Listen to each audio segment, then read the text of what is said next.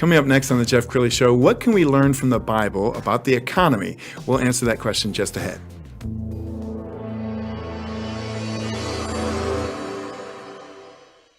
Many are predicting that the worst is yet to come, which is unfortunate, said one person here. Until now, they've enjoyed the reputation of being the nation's icebox. Watched a burglar in his home this morning by webcam. As a journalist of over 25 years, stories are what make my world turn. Reporting live from the Dallas newsroom tonight, Jeff Crilley, Fox 4 News. But in 2008, I took the jump from my familiar life and started a PR firm from my home. We're talking about anyone with a camcorder like the one I'm using becomes a television network. We started slowly growing the company, and we now have over 100 clients, and we've branched into the world of live digital broadcasting. I now own 8 different TV studios and have a huge team, and the stories that I now get to share are sometimes the most important of my life. Life has a funny way of coming around full circle. This is the Jeff Crilley Show. So most of us look at the Bible and we see a book about faith and spirituality. My next guest is Dr. Dave Arnott. He calls himself the Christian Economist, and he sees not just a book on faith, he sees a book that really has an economic plan. Yeah, that's right, Jeff. I mean, where else would we get our ideas for how to conduct our lives? So how did you get the moniker the Christian Economist? The Christian Economist. Well, I started studying economics about 8 years ago at the invitation of my dean at Dallas Baptist University. My degree is actually in management, and she needed somebody to teach economics. But all of our lives are that way, aren't they? I mean, didn't most of us end up where we are by providence? And so she said, we'd like you to teach economics. I went and took some more courses. So I took my last class when I was 60. Advice for students, get done before you're 60, please. But I became qualified to teach economics. And so the proper introduction is I'm a professor of management who teaches economics. There are people who can draw supply and demand curves better than I can. But I think the value that I add is reading the Bible and saying, what does the Bible say to us about how to run an economy? Or the short part of it might be, how does a first century book inform a 21st century economy? Sure. And I think some people read the Bible and they see socialism, and other people see capitalism. What do you see? Oh, I see capitalism. There's really no question about it. I'll jump into the middle of the story and assume that your viewers can follow me here. They found a man injured on the side of the road. The person used his own oil, his own wine, his own bandages, put the man on his own donkey, took him to the inn and gave him his own denarius, and even said, if you need more on my return trip, I will pay you. I call that the capitalist Good Samaritan. He used his own goods to take care of someone who's injured, and we should today. We should be taking care of others with our own resources. The socialist tells it this way. He saw the man injured, went into town, roused some soldiers, and enacted a tax upon the citizens. They bought public oil, public wine, public bandages, public donkeys, public inns, which we call hospitals, and public taxes. And he even told the innkeeper, if you need more money on my way back, we'll rouse the soldiers again. That's not how the story was told. Jesus told this story very carefully so that we would understand that we are supposed to use our own goods to care for others, not somebody else's goods. It is the capitalist Good Samaritan. And Jesus was a capitalist. He was. There's a piece of his life missing in the Old and New Testaments, but we're pretty sure that in the first century, a Jewish boy of about 13 would go to work with his dad. So it's a good assumption that from the age of 13 to 30, he worked with his dad. Now, construction technology has changed, but the business plan has not. Probably he and his dad, maybe a brother and some neighbors, would go build a building, or they'd build a chair or a table, and they would sell it at a profit. So my second podcast is actually called The Prophet Who Made a Profit. We as Christians believe Jesus was more than a prophet, but he did make a profit. You know why we know? Because he kept the Jewish law. See, you have to make a profit to give. The mantra of socialism is, from each according to his ability, to each according to his need. Jeff, if you only get what you need, you can't give. This is fascinating to think about. How can you give in a socialist environment when you have no extras, you have no profit? Wow, powerful stuff. Let's talk about your book, and we're going to put up the cover on the screen. Tell us about your book. Yeah, thanks for that. It's called Biblical Economic Policy, and I chose as a co-author Sergei Seidamatov. You notice he doesn't have a Texas name. He's from the Ukraine. and his family is in some danger now, and we pray for them on a regular basis and do what we can. The reason I chose Sergey was for two reasons. One is when he wrote the book, I was in my mid-60s and he was 40. We should all be bringing along people to take over for us, as you are doing, right, in your business, Jeff? Yeah. And that's why I brought Sergey along. The second reason is he's one of the few people who lived in a socialist environment. In the Ukraine, until he was 11, he was under Soviet socialism. He had to speak Russian in the street and in school. And there was a shortage of everything.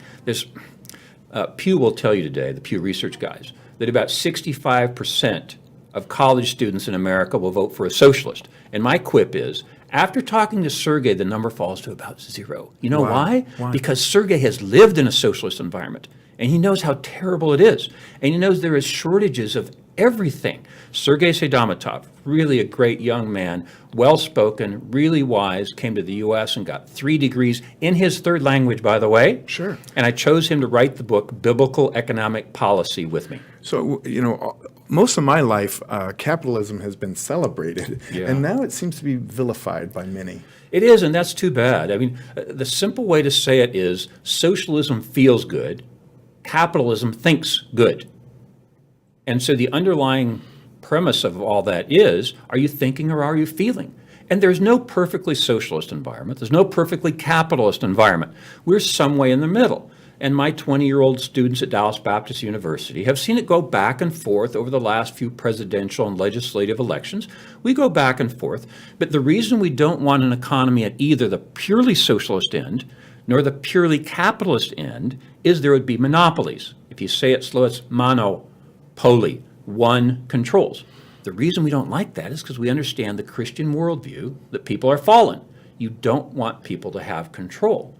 And so this, somewhere in the middle, this government's role is to protect competition.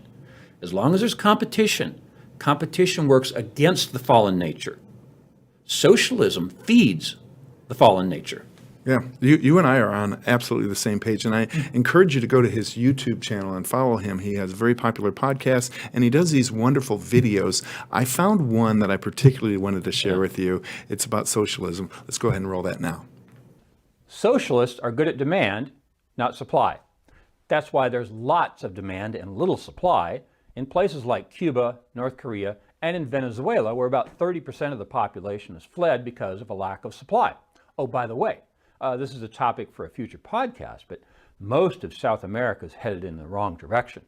Venezuela is economically lost. Inflation is 50% in Argentina, and Chile and Peru are following Venezuela down the road to serfdom, as that guy called it. As Charles Payne of Fox Business said at the Hillsdale Free Market Forum recently, you can only vote for socialism once. I just talked about the non-biblical exercise of power that accompanies socialism. You see, this was the theme I visited with Dennis Prager about Christians, well, really anyone who believes in a greater being is concerned about the economic means, because we believe a greater being prescribes our behavior. Economists care about the ends. Think about that the next time you read any economic analysis. There's seldom any concern for whether the policy is right or wrong. Economists almost entirely analyze the outcome. Here's how the great Thomas Sowell expressed it in the aforementioned column in 2015. At one time, you had a lot of people who hadn't had any economics saying foolish things. Now you have well-known economists saying foolish things, end quote. In 1981, Thomas Sowell argued on a TV program called Firing Line that the minimum wage increases unemployment by pricing unskilled workers, young minorities in particular, out of the job market. It's the same point he makes today as activists call for a minimum wage of $15. Remember the Shelby rule from the first 45 seconds of my econ class? As prices go up, people buy less. That includes labor. And it hurts the poor by cutting off the first step of the ladder of success. Unions favor minimum wage because they want to saw off that first step. I unpacked that idea in podcast number 52, titled Unions Cause Disunion in the Union. So the people who believe in socialism, what country do they point to, or what model are they looking at? Yeah, they'll sometimes point to Scandinavian countries like Sweden. But actually, one of my podcasts is called Why We Can't Be Socialists Like the Swedes, because they're not. They did have some socialist tendencies, but all of their wealth was produced under capitalist systems. And actually, the best ranking of that is called the Index of Economic Freedom at heritage.org. Sweden is in the top 10. We've dropped from 17 to 21, and we will drop more this year. They are more capitalist than we are. So you've asked a great question. Show me a socialist success story. There isn't one. There absolutely is not one. And thank you for playing that clip, by the way, Absolutely. because this morning I was writing the podcast that I previewed there. I'm writing about South America, and I'm very concerned. They are really headed left in a number of countries. And they're going to come knocking on our door someday, as they did during the Clinton administration, and saying, you've got to bail us out because our people can't eat, much like Venezuela. So Cuba and Venezuela are the tip of the iceberg. And under that iceberg are being followed these other South American countries, and unfortunately, the United States to some extent. So if socialism is failing in so many places, why does it seem to have some momentum right now? Yeah, it always has. It always has had some momentum. It has more now. It has in its freedom context its own deficit, so to speak. See, in a free economy, you can say what you want. You can do this broadcast, you can do a podcast, you can say what you want. In a socialist economy, you cannot. So kind of jokingly to say, socialism's greatest strength is it does not allow freedom to vote against it. And capitalism's greatest weakness is it allows the freedom to express yourself, and socialists have this freedom. They're using it incorrectly, obviously. And the point that Sergey and I make in the book is it's not biblical.